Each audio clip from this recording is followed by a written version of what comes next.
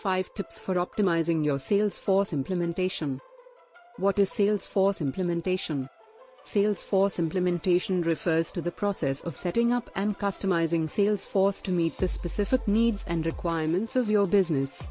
It involves configuring the platform, integrating it with other systems, and training users to ensure a smooth transition to the new CRM system. Leverage Salesforce integration. Integrating Salesforce with other systems and tools can further enhance its capabilities and streamline processes. Engage Salesforce consultants. Consultants can offer valuable insights, best practices, and customized solutions to help you overcome obstacles and achieve success with Salesforce. Establish clear roles and responsibilities. To ensure smooth operation and ongoing maintenance of Salesforce, it is important to establish clear roles and responsibilities within your organization.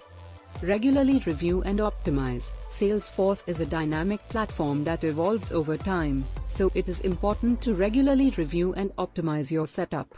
Seek continuous feedback. Seek continuous feedback from users and stakeholders to identify areas for improvement and innovation. Conclusion.